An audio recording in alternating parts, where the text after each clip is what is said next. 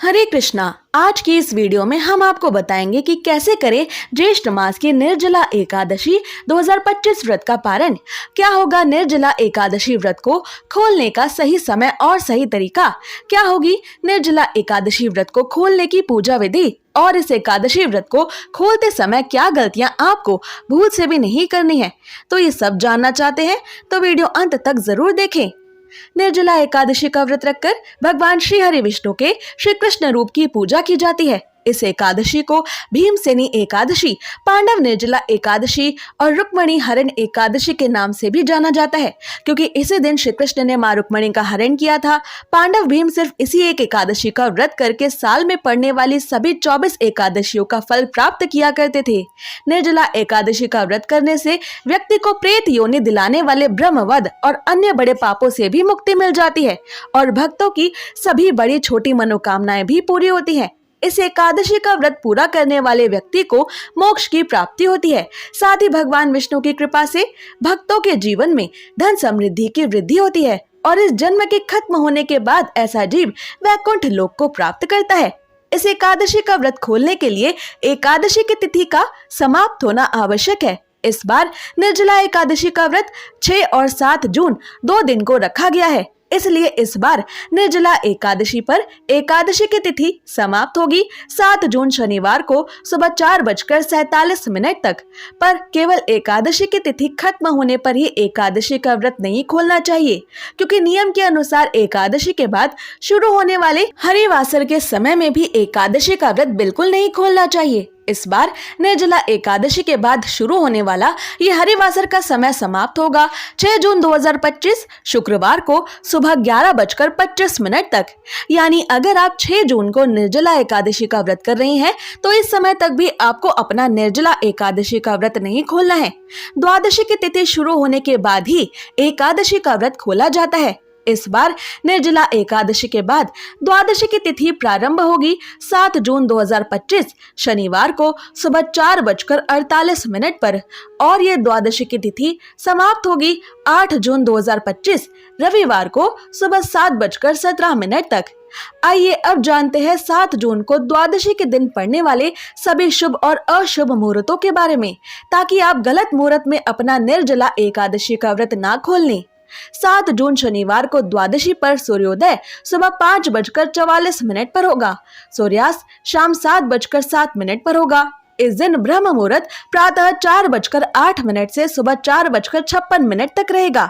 इस दिन द्वादशी की प्रातः काल की पूजा का मुहूर्त सुबह 4:50 से सुबह 5:26 तक रहेगा। इस दिन सर्वार्थ सिद्धि योग सुबह 9:39 तक रहेगा।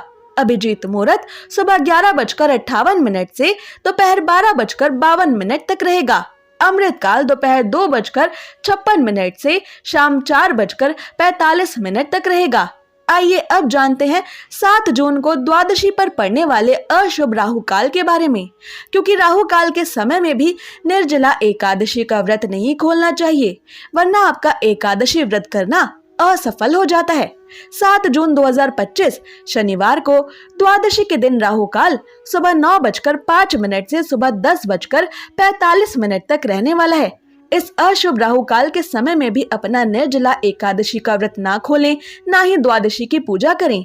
आइए अब जानते हैं कि जिन लोगों ने 6 जून को निर्जला एकादशी का व्रत किया है उन्हें अपना एकादशी का व्रत कब खोलना है, और जो भक्त 7 जून को निर्जला एकादशी का व्रत कर रही हैं वो अपना व्रत किस समय खोलें।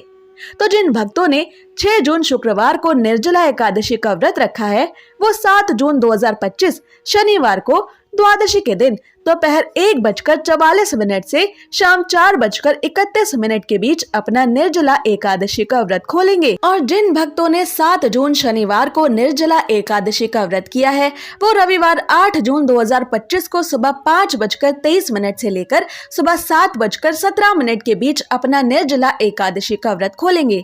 7 और 8 जून को यही निर्जला एकादशी व्रत को खोलने के सबसे शुभ और सटीक मुहूर्त रहेंगे।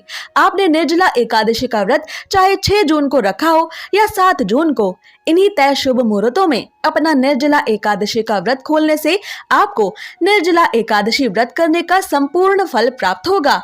आइए अब जानते हैं निर्जला एकादशी व्रत को खोलने की यानी निर्जला एकादशी व्रत का द्वादशी पर पारण करने की पूरी पूजा विधि।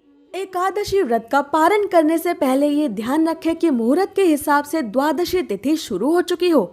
अगर द्वादशी तिथि सूर्योदय से पहले ही समाप्त हो गई हो तो एकादशी व्रत का पारण सूर्योदय के बाद करें।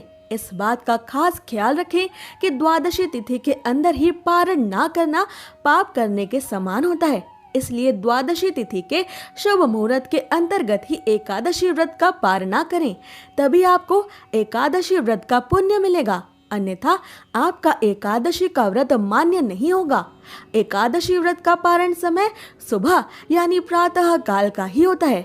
व्रत करने वाले श्रद्धालुओं को मध्याह्न यानी शाम के दौरान व्रत को तोड़ने से बचना चाहिए। अगर किसी कारण से कोई प्रातः काल में पारण नहीं कर पाया है तो उसे फिर मध्याह्न यानी शाम के बाद ही एकादशी के व्रत का पारण करना चाहिए। एकादशी के अगले दिन सुबह जल्दी उठकर पहले स्नान करके तुलसी देवी को जल अर्पित करें, क्योंकि गर्मी के समय में पूरे दिन बिना जल के रहने से तुलसी देवी सूख सकती हैं और एकादशी की 2 तिथियों पर तुलसी देवी को जल नहीं दिया जाता। इसलिए द्वादशी की तिथि पर सबसे पहले तुलसी देवी को जल देना आवश्यक है। फिर तुलसी महारानी को फूल चढ़ाएं और उनकी आरती करें। आरती करके उनकी 7 बार परिक्रमा करें। तुलसी देवी की रोज परिक्रमा करने वाले मनुष्य को कभी भी यमराज के दर्शन नहीं करने पड़ते। और अब विष्णु जी की पूजा के लिए तुलसी देवी के कुछ पत्ते ले लें। अब भगवान विष्णु को स्नान करवा के उनका पीले वस्त्रों से श्रृंगार करें, उनको पीले फूल और तुलसी पत्र चढ़ाएं। फिर भगवान विष्णु की आरती करें और आरती के बाद जाने अनजाने में एकादशी व्रत के दौरान आपसे हुई सभी छोटी बड़ी गलतियों की करुणामयी भगवान श्री हरि विष्णु से क्षमा मांगे। भगवान विष्णु से क्षमा मांगते हुए आपको ये मंत्र बोलना चाहिए: आह्वानम न जानामि विसर्जनम, पूजाम चैव न जानामि, क्षमस्व परमेश्वर, मंत्रहीनम क्रियाहीनम भक्तिहीनम जनार्दन, यत् पूजितम मया देव परिपूर्ण तदस्तु में। इस मंत्र को अपनी पूजा खत्म होने के बाद आपको 7 बार बोलना चाहिए। इसके बाद भगवान विष्णु से ये एकादशी व्रत स्वीकार करने की प्रार्थना करें। आइए अब जानते हैं कि क्या खाकर आपको एकादशी का व्रत खोलना चाहिए। द्वादशी के दिन भगवान विष्णु जी को घर पर सात्विक तरीके से बनाए गए पकवानों का ही भोग लगाएं। ये पकवान मीठे या नमकीन दोनों हो सकते हैं। यदि आप द्वादशी के दिन मीठे चावलों का भोग भगवान श्री हरि विष्णु को लगा सके तो ये और भी अधिक शुभ होगा, क्योंकि द्वादशी के दिन पीले या मीठे चावल खाना बेहद शुभ माना जाता है। एकादशी के व्रत में चावल खाने पर रोक होती है, इसलिए द्वादशी व्रत को खोलते समय चावल खाकर ही व्रत खोलने का नियम है। मान्यता है कि एकादशी के दिन चावल खाने से शरीर छोड़ने के बाद वो मनुष्य रेंगने वाले जीवों के रूप में जन्म लेता है, लेकिन द्वादशी को चावल खाकर एकादशी व्रत को खोलने वाला मनुष्य मोक्ष को प्राप्त करता है। आपको एकादशी व्रत का पारण करने के लिए पकाए जा रहे भोजन में गाय के शुद्ध देसी घी का प्रयोग जरूर करना चाहिए। ये सेहत के लिए भी अच्छा होता है और इसमें शुद्धता भी होती है। आंवले के पेड़ पर भगवान श्री हरि विष्णु का वास होता है, इस कारण आंवले का भी एकादशी के व्रत में विशेष महत्व माना गया है। इसलिए एकादशी व्रत का पारण करने के दौरान आप आंवला भी खा सकते हैं। आंवला खाकर एकादशी व्रत खोलना भी बहुत शुभ होगा। इससे आपको अखंड सौभाग्य, निरोगी स्वस्थ शरीर और संतान सुख की प्राप्ति होती है। आप द्वादशी के दिन एकादशी व्रत खोलने के लिए जो भी सात्विक भोजन बनाएं, उसी भोग और भगवान श्री हरि विष्णु को चढ़ाई गई तुलसी की पत्ती को पानी के साथ लेकर ही अपना व्रत खोलें। पर ये ध्यान रखें कि एकादशी व्रत का पारण किसी मीठी चीज से भी किया जा सकता है।